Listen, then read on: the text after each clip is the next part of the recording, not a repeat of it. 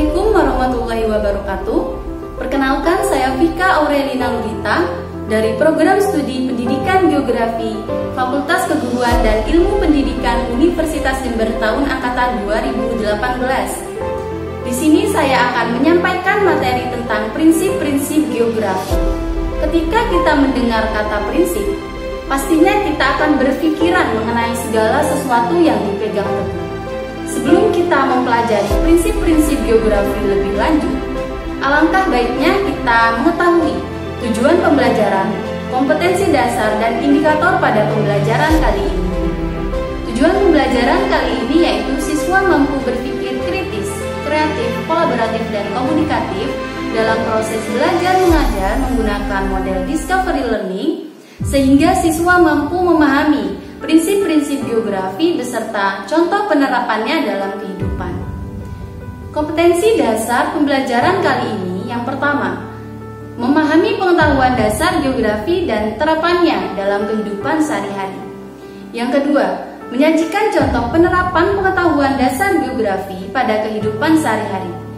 Indikator pembelajaran meliputi yang pertama, menjelaskan 4 prinsip geografi dan contoh terapannya.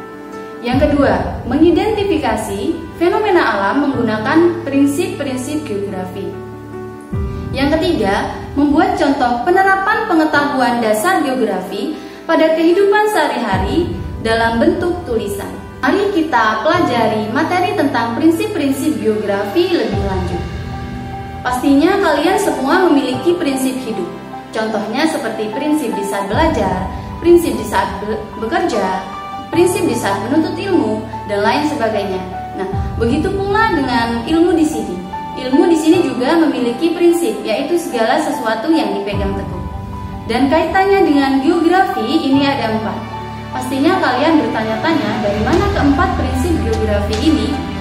Nah, jadi pada tahun 1988, Ikatan Geografi atau IGI membakukan adanya keempat prinsip ini. Oleh karena itu, ketika kita hendak mempelajari atau mengkaji geografi, kita harus berpedoman pada 4 prinsip geografi ini. 4 prinsip geografi diantaranya yang pertama, yaitu prinsip persebaran atau distribusi. Yang kedua, prinsip interrelasi atau keterkaitan. Yang ketiga yaitu prinsip deskripsi atau penjabaran.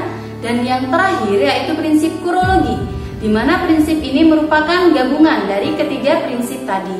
Nah, bagaimana cara kita membedakan keempat prinsip geografi ini? Mari kita kaji satu persatu. Yang pertama, prinsip persebaran atau distribusi merupakan suatu gejala dan fakta yang tersebar tidak merata di permukaan bumi dengan memperhatikan dan menggambarkan penyebaran fenomena dan fakta dalam ruang yang meliputi bentang alam, tumbuhan, hewan, dan juga manusia. Nah, jadi yang namanya geografi pasti mempelajari distribusi atau persebaran yang ada di suatu wilayah atau tempat. Contoh dari prinsip distribusi yaitu persebaran flora fauna endemik yang ada di Pulau Sulawesi. Nah, dari peta ini kita akan mengetahui persebaran atau distribusi flora fauna endemik yang ada di Pulau Sulawesi. Contoh yang kedua yaitu peta persebaran gunung api di Indonesia. Gambar peta ini menjelaskan sebuah distribusi dari sebuah gejala gunung api yang menandakan adanya sebuah penyebaran gunung api yang ada di Indonesia. Nah, ini merupakan contoh prinsip persebaran atau distribusi dalam bentuk gambar. Jika misal dalam bentuk kalimat seperti apa, Bu? Nah, kita tinggal merubahnya dalam bentuk kalimat. Contohnya, persebaran gunung api di Indonesia tersebar di Pulau Sumatera, Jawa, Sulawesi, dan lain sebagainya.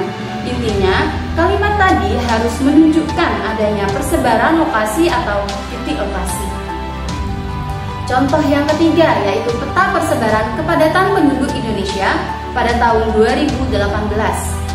Jadi peta ini mendeskripsikan distribusi persebaran kepadatan penduduk yang ada di Indonesia, di mana dapat diketahui pada Pulau Jawa merupakan tingkat kepadatan penduduknya paling tinggi jika kita bandingkan dengan pulau yang lainnya. Yang kedua yaitu prinsip interrelasi atau keterkaitan, merupakan suatu hubungan timbal balik dalam ruang antara gejala yang satu dengan gejala yang lain. Kata kunci dari prinsip interrelasi yaitu keterkaitan atau timbal balik. Jadi harus diingat ya, kata kunci dari prinsip interrelasi adalah keterkaitan atau timbal balik.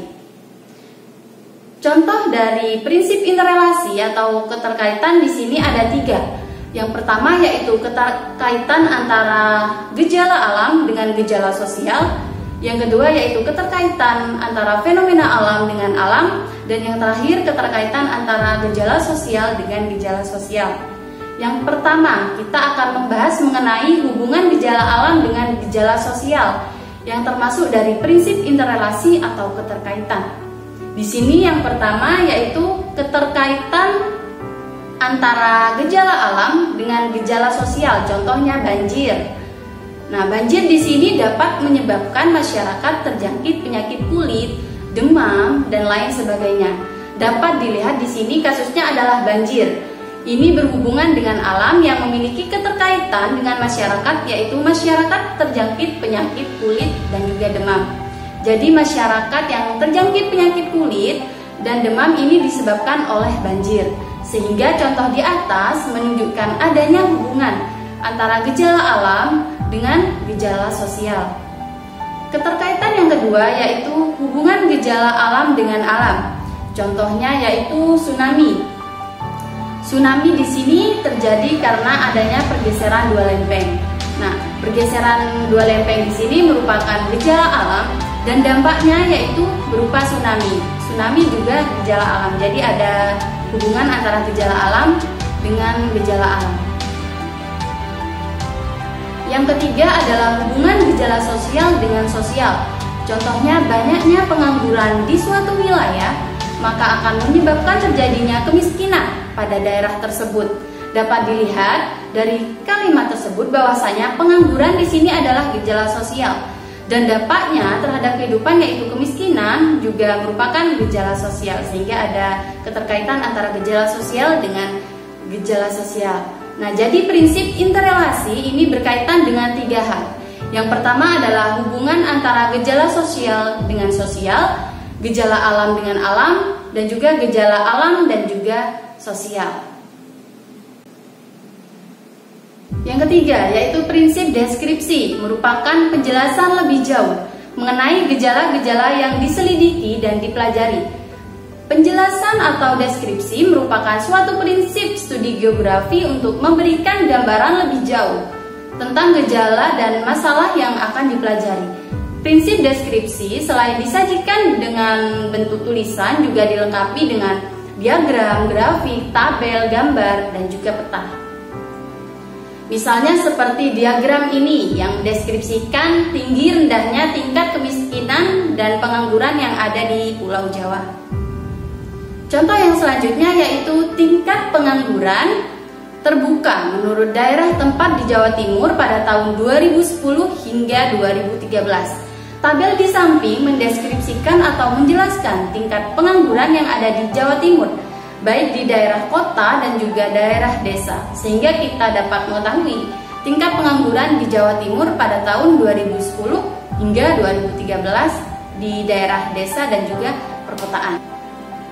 Yang keempat yaitu prinsip korologi, merupakan fenomena fakta ataupun masalah geografi di suatu tempat ditinjau berdasarkan persebaran, interrelasi, interaksi, dan integrasi dalam ruang tertentu.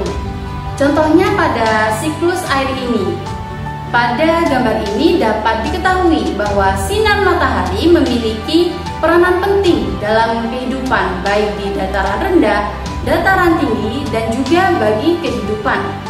Keterkaitan atau interrelasi yaitu air akan mengalami penguapan di saat adanya panas matahari atau sinar matahari, di mana penguapan ini akan mengakibatkan siklus hidrologi, yaitu adanya hujan yang terjadi di lautan yang disebut dengan siklus pendek, hujan yang terjadi di daratan disebut dengan siklus sedang, dan hujan yang terjadi di dataran tinggi merupakan siklus panjang. Contoh yang kedua yaitu letak astronomis suatu negara menyebabkan terjadinya perbedaan iklim pada suatu negara.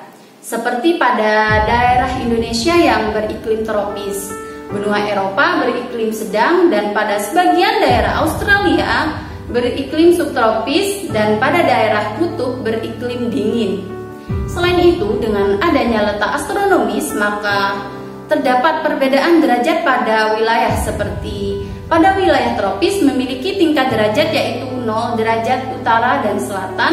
Pada wilayah subtropis 23 derajat lintang selatan. Pada wilayah beriklim sedang derajatnya yaitu 35 derajat lintang selatan, dan pada wilayah yang beriklim dingin mencapai 90 derajat kutub utara.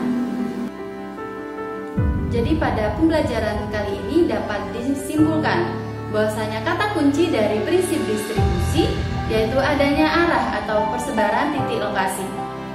Kata kunci dari interrelasi yaitu adanya keterkaitan atau timbal balik.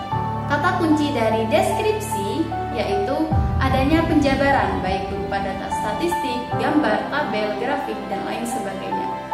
Dan kata kunci dari prinsip kurologi yaitu gabungan antara persebaran, interrelasi, dan juga deskripsi. Sekian pembelajaran pada kali ini.